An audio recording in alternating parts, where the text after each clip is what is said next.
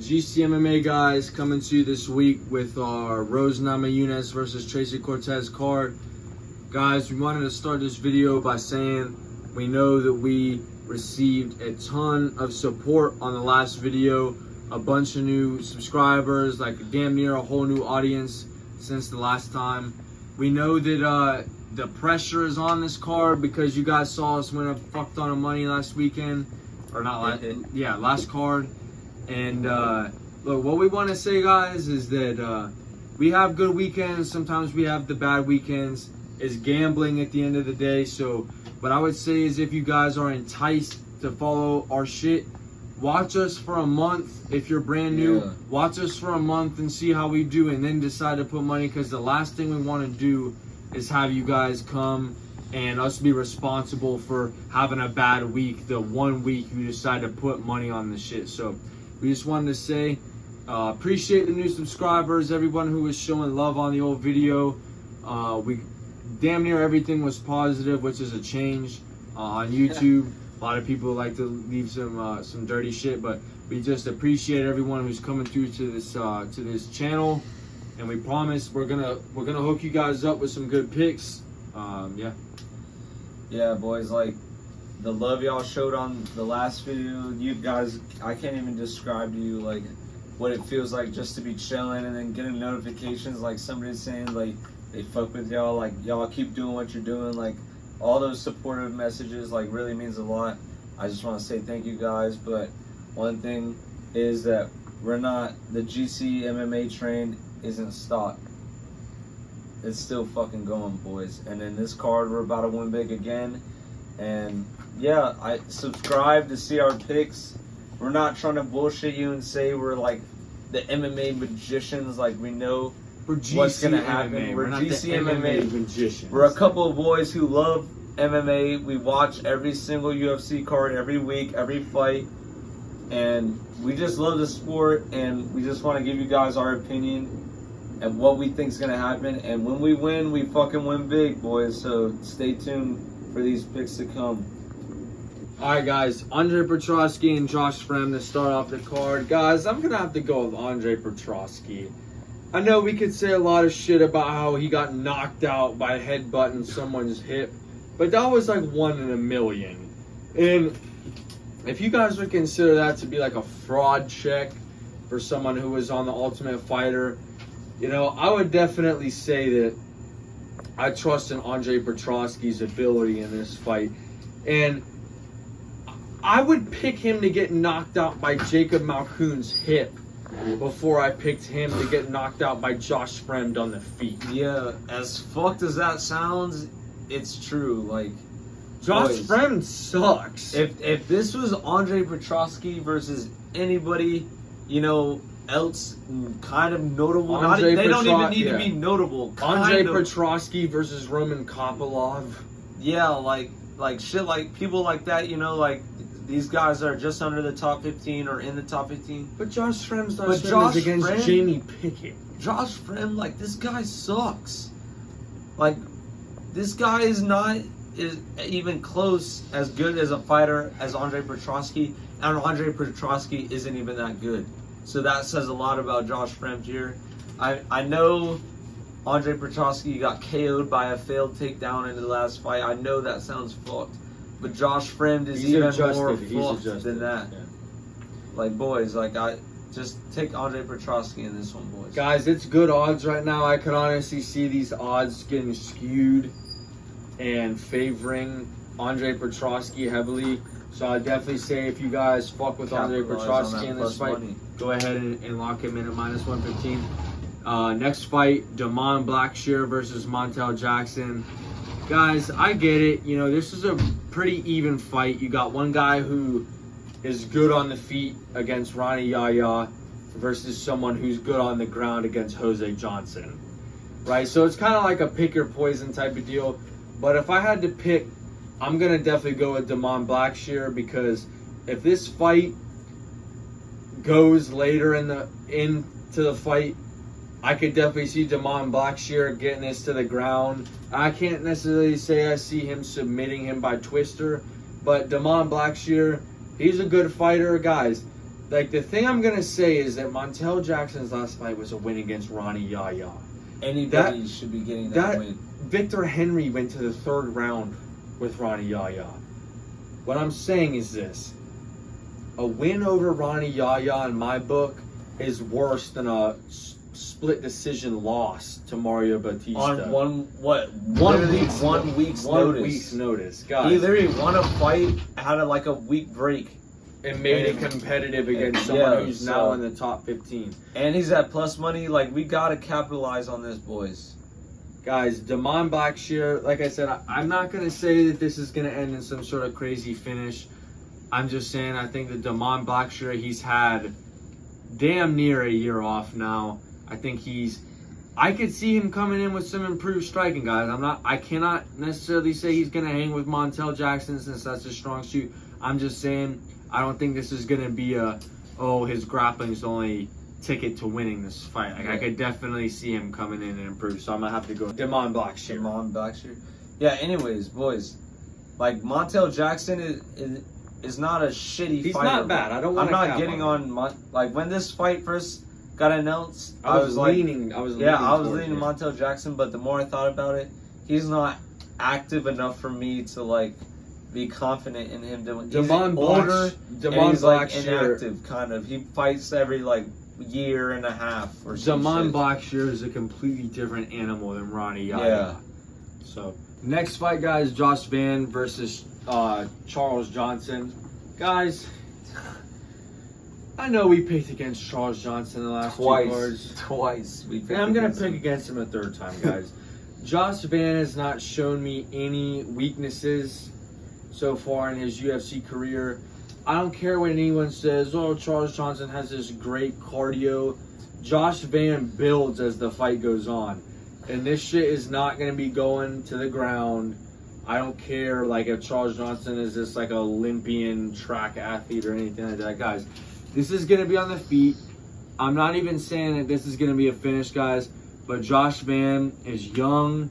He's hungry. He's a prospect, guys. And I don't think that Charles Johnson is the type of guy to fraud check a prospect. Yes, okay, fine. He beat Jake Hadley, who's on a 3-fight skid. Yes, he beat Azmat Maksum, who hasn't got fraud checked by that guy, by the way. Who hasn't finished a fight in the UFC. Fuck that. Fuck Azmat Maksum. He's not the mini Rachmanov. He's like a shitty version of his ass. He's like Rachmanov took a shit and it's Azat Maksum or some shit. Guys, Josh Van in this fight, we haven't seen him too much on the ground, so it's going to be interesting to see how he deals with Charles Johnson's pressure with trying to go to the wrestling. But if it goes to a striking and a volume, I'm not even going to say Josh Van's got good body shots, but on someone who's got as good a cardio as Charles Johnson, that's not going to play as big of a role into this. I just think that he's got the superiority on the feet and that his pressure as the fight builds on, it's going to add up. Yeah, I mean, Charles Johnson is definitely a big step up for Josh Van. But from Felipe Bunez. Yeah, and I know Kevin Boras. I know we picked against Charles Johnson 2 times on this fucking channel. But 3rd time's the charm. But yeah, like they say, 3rd time's the charm. Josh Van is a prospect. And I just have him running he's gonna negate that stupid unorthodox striking that Charles Johnson has. And that stupid unorthodox haircut. Yeah, fucking idiot. Josh Van's striking is crisp. And he's going to get the job done against Charles Johnson, boys. All right, boys. Next fight is Cody Brundage versus Abdul Razak Al Hassan. Guys, Hassan or whoever the fuck. I've seen a lot of people going Abdul Razak. I'm going to go Cody Brundage in this. And it's just like this, guys. Cody Brundage fought Bo Nickel last. Abdul fought Joe Pyfer last. And if we're just judging them off getting submitted by top prospects, it's like, guys, when I look at Abdul's record, everything's in the 1st round. And I just trust Cody Brundage to use his grappling and get this out of the 1st round. Because if he wears him, Abdul holds him down, doesn't let him up, for the entirety of the fight, and it just goes on and on and on. Abdul is going to get tired, and he's just going to be, I don't want to say give up, but like Cody Brundage is just going to take over this fight, guys. There are a lot of good underdogs on this card, I feel like, and Cody Brundage is definitely one of them. Yeah, boys, like, if you take anything from this video, anything at all, Cody Brundage is winning this fight. And there are a couple things to consider about this fight. One of them, it is at elevation, and elevation, as high as Denver is gonna Abdul. Is gonna play a major factor into this fight. Cody Brundage has decent wrestling. He does suck. Like, let's not pretend like Cody Brundage. I've never met him. I don't have any affiliation with him. I'm just picking him because I like his chances. Yeah, let's not pretend like Cody Brundage is a decent fighter or even top 15, top 20 potential. He's a decent fighter. He's decent, but he's not top 20 potential, I would say. He's not good, but he's decent. The major thing in this fight is that he trains at elevation. He lives in Colorado. And he trains in Denver. 38. Abdul Al-Hassan Rabu, whatever the fuck this guy is, he's 38. He doesn't train at elevation. Cody Brundage is going to take him down, wear him out, and this guy's Abdul's going to be gassed going into the second round, and he's just going to either lose the decision or death gas and get submitted or some shit. That's how I see this fight going. Please add Cody Brundage to your plays this week, boys. I'm telling you, he's going to win this fight, and he's going to use his wrestling and gas tank to win him this fight, boys. He's not getting KO'd. Guys, the thing about Abdul that I just don't like in this matchup, and I get it was against Joe Pyfer, someone who hits very hard. He threw 11 strikes in a 2-round fight with Joe Pyfer. He just kind of strikes me as someone who's a little bit hesitant. And I learned my lesson with Sergey Pavlovich. If you're a hesitant fighter, there's just like, there's no, oh, he was hesitant in that one fight, but he's running it. And you have to get the finish to win. Guys. Like, that's their style. Right. If you're fighting like that, Cody Brundage is going to come out swinging in the first round. Like, he's going to bring the fight. I watched tape on him. Every fight, it's coming out and throwing some ridiculous shit. And if he doesn't get caught by Abdul in the first, minute of that fight, it favors Cody Brundage heavily. So, if you guys think that Al Hassan is going to knock him out, fade us and take him, guys. But I'm just saying, this fight goes 3 rounds. This fight goes out of the first minute. I've got Cody Brundage in this. Yeah, basically, it all goes down to the first minute. If Cody Brundage can survive, the fight's going to him, boys. That's basically all there is to it. I'd take our word for it. We've got the momentum. Like, I hope we don't have to eat our words on this prediction, but I'm very confident in Cody Brundage in this fight. Guys, it's crazy to say, but fuck. Guys, next fight is Christian Rodriguez versus Juicy J, Julian Rosa.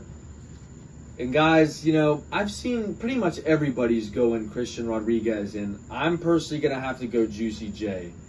My thought process on this is Christian Rodriguez has not knocked somebody out in 3 years, the last of them being at bantamweight. Christian Rodriguez is a bantamweight who likes to miss weight, so whatever. If he wants to fight featherweight, sure.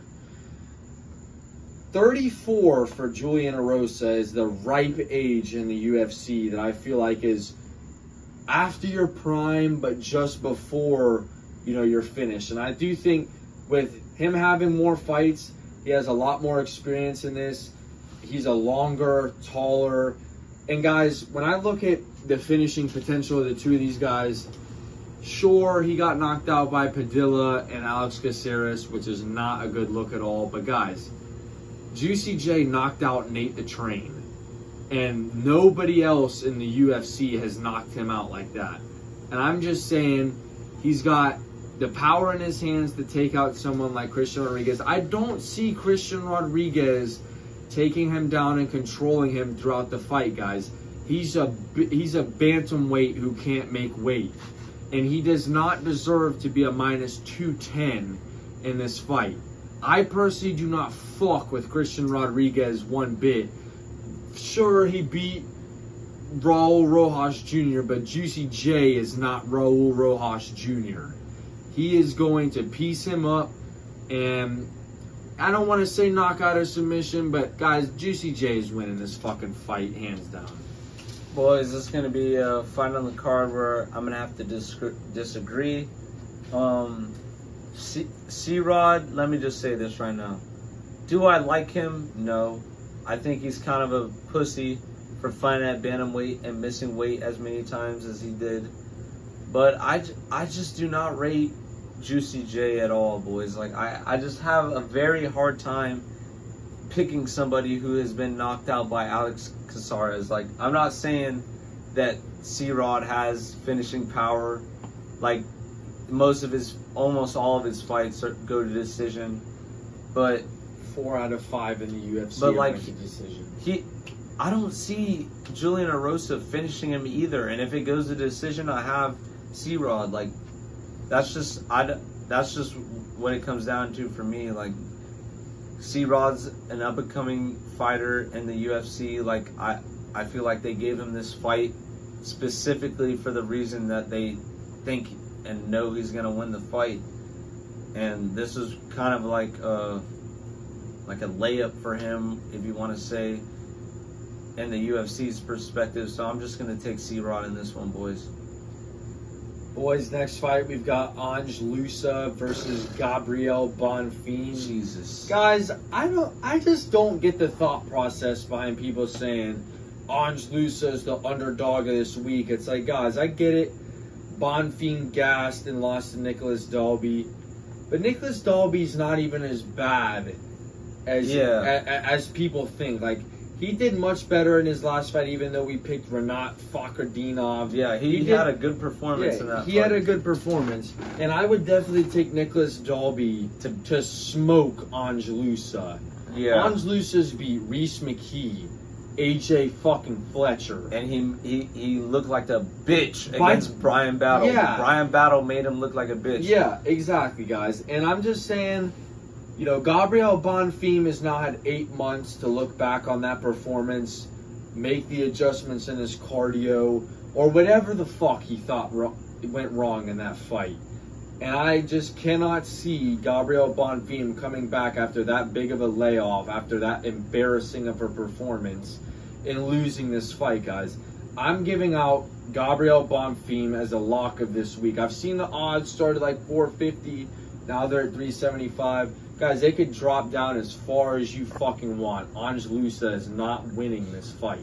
I honestly like you could take Bonfim by submission to get better odds. I mean, the Ange Loosa, the last ninja, like, oh, we get it, your name is almost similar to Aang from The Last Emperor.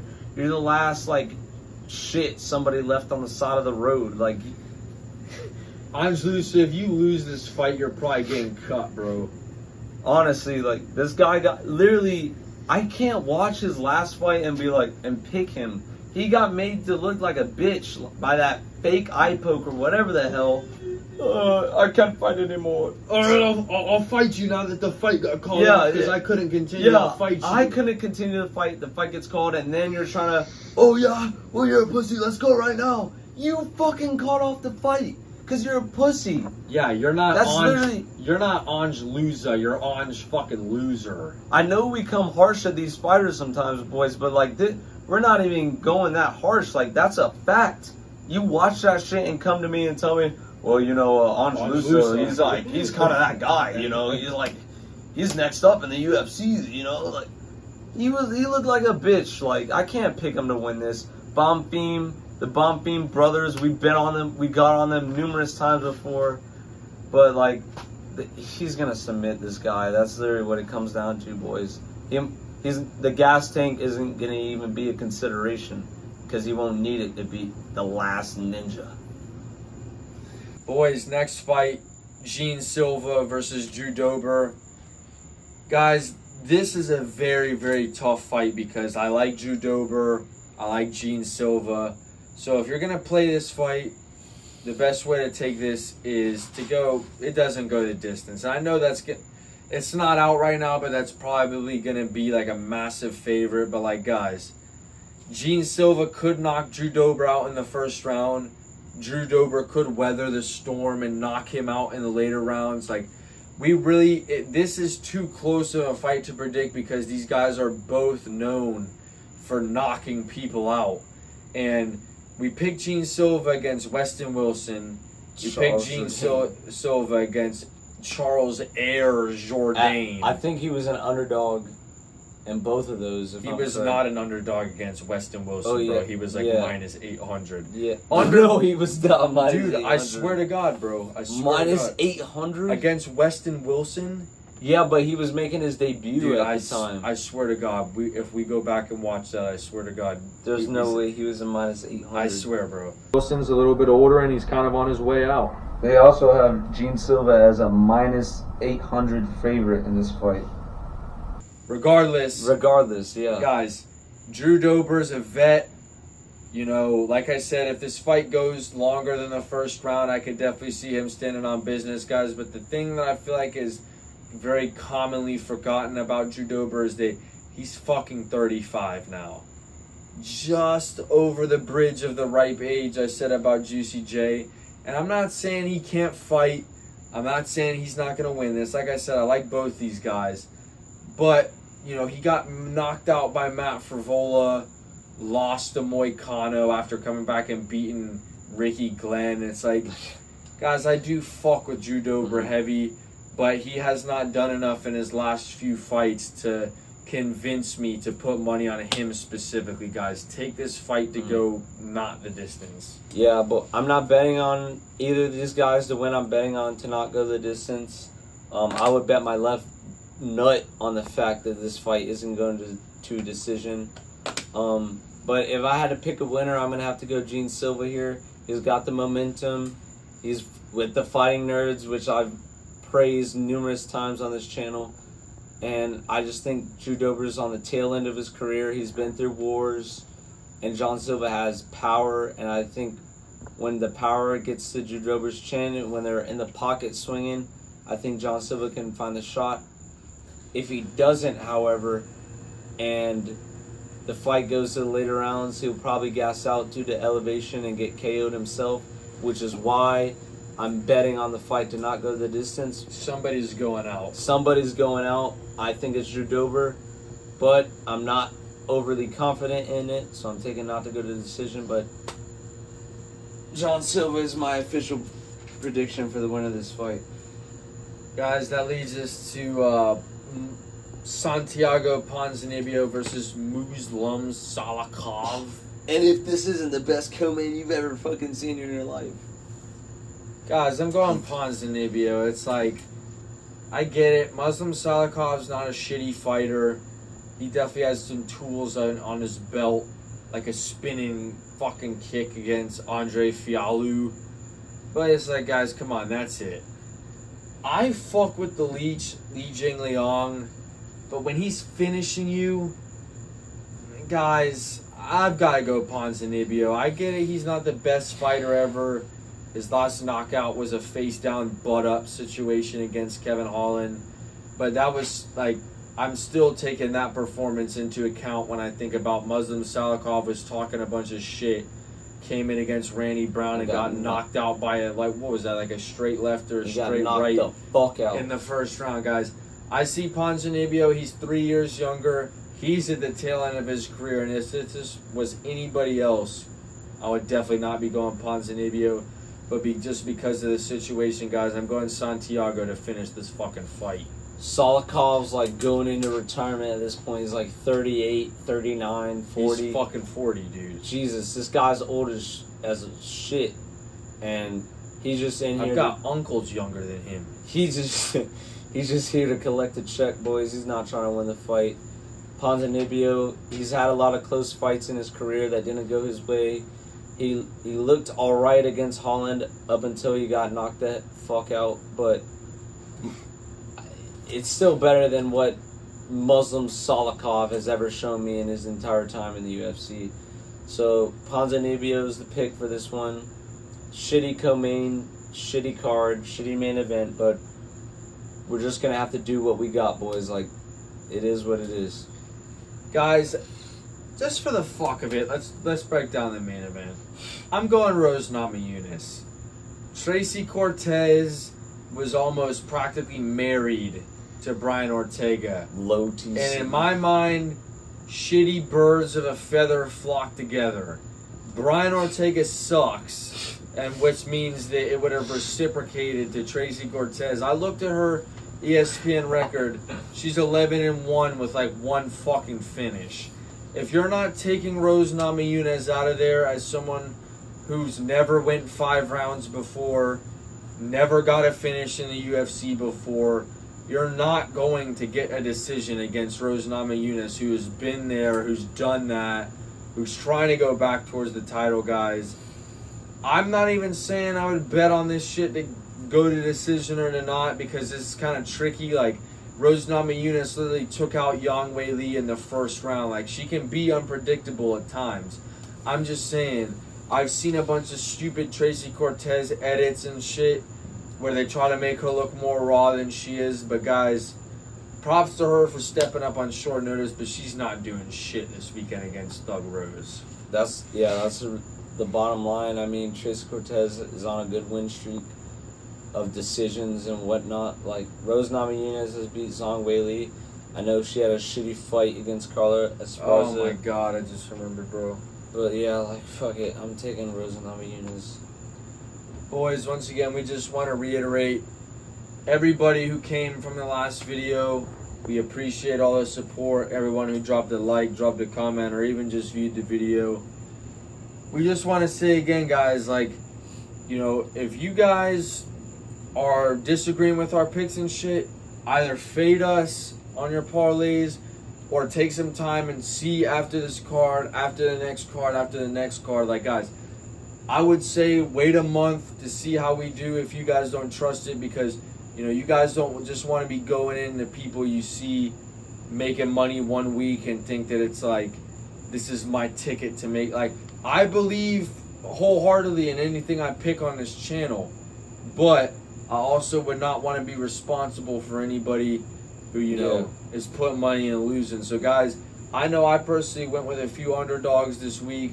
He went with a few underdogs this week. I feel like at GCMMA, and he can speak on this too, like, guys, sure, we'll watch other YouTubers' predictions and shit, but that doesn't really sway our opinions at all. Like, if there's someone who's an underdog who we fuck with, the odds are one thing, guys. The outcome of the fight is another. Yeah. A lot of times the odds are just completely rogue. Because, for instance, -210 for C-Rod? That is ridiculous, but the last card, Vinicius Oliveira, John Silva were underdogs. And, like, boys, we gave them out. We predicted them to win. Like, the odds don't really mean anything when it comes to our predictions. Like, we're just picking who wins. If they happen to be an underdog, that's on Vegas for fucking that up. But that's on us for winning a shit ton of money because of that. Like, we give out our predictions, and hopefully this card we do pretty well. But, you know, stick around. Like he said, we may not win this card. We may not even win the next card. But the card we win is gonna win us so much that the cards we lost don't even matter. So that's our strategy coming into this. Thank you guys for watching. Thank you guys for the supportive comments on the last video. Stay tuned, because we've got predictions for every single card. We're not stopping anytime soon. GCMMA out.